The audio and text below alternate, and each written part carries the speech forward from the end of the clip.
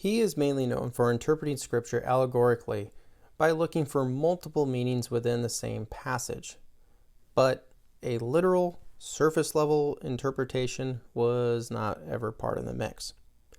So you can expect something quite unique with his 70-week system. We find his system found in his commentary on Matthew 24. What's interesting is what we will see there is not what Jerome cited. Jerome said that when Origen came to deal with Daniel 9, he urged us to seek out what information we do not possess. And because he had no leeway for allegorical interpretation in which one may argue without constraint, but rather was restricted to matters of historical fact, he made this brief observation in the 10th volume of the Stromata. The issue here is that Jerome's citation of Origen's Stromata is all that we have currently available to us today. He goes on, continue quoting Origen, saying, "We must quite carefully ascertain the amount of time between the first year of Darius, the son of Ahasuerus, and the advent of Christ, and discover how many years were involved and what events are said to have occurred during them. Then we must see whether we can fit these data in with the time of the Lord's coming." It's not that we get a complete system here, but out of this quote is that it seems like Origen was working with a 490-year mindset. And he says in his First Principles work that the weeks of years from Daniel have been fulfilled that extended to Christ's coming in both the Latin and Greek versions of this work. Now, in regards to his Matthew 24 verse 15 commentary, is that we have some hoops to jump through first, because the only English translation of it was recently done by Ronald Hine at Oxford in 2018, and it's a little high on the price side. So when Knowles wrote his article was that he was using Klosterman's 1933 work that left Origen's Latin version untranslated. But thankfully, I did find a couple of public domain electronic versions for us to work with, and punching this into the Google machine is that it doesn't come out too bad for us. It's workable, and we just, are really here to try to glean his chronology statements from this very rough translation. Now, coming off of Jesus' statement is that Origen ties it to the 70th week from verse 27, and that informs us that he didn't identify the he in verse 27 with Jesus. Again, this is going to be a rough translation, so don't make anything out of it saying the toilet sacrifice over there.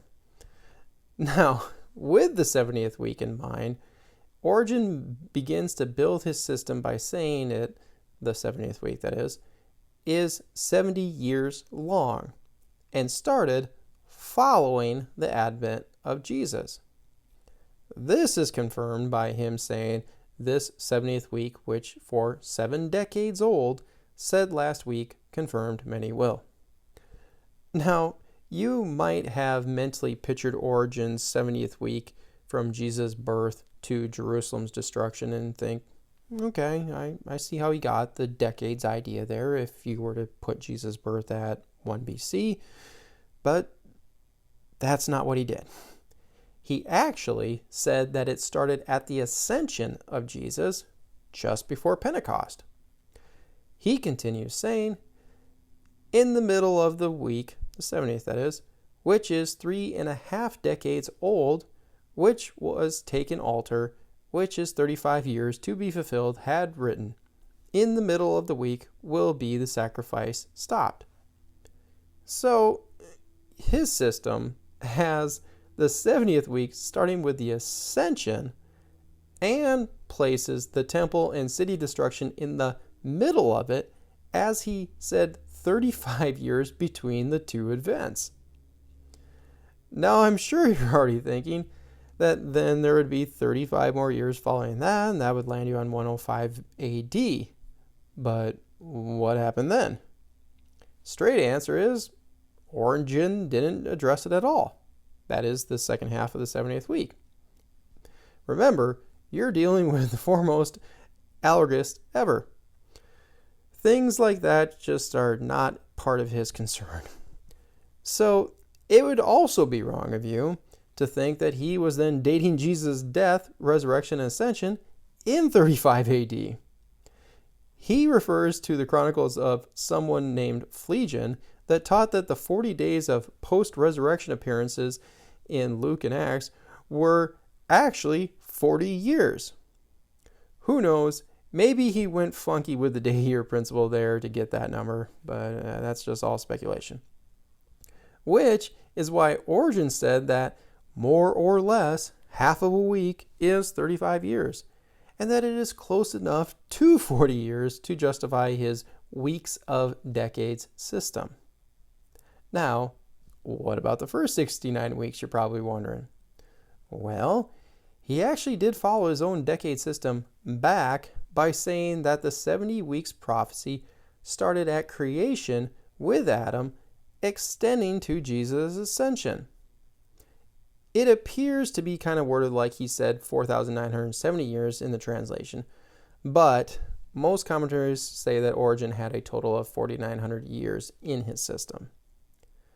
Now, all of this leaves a lot of unanswered questions on the table about how he viewed all the other details in the verses, and how does this jive with what Jerome wrote that appeared more like a standard 490-year system from Darius the Mede to Jesus' advent.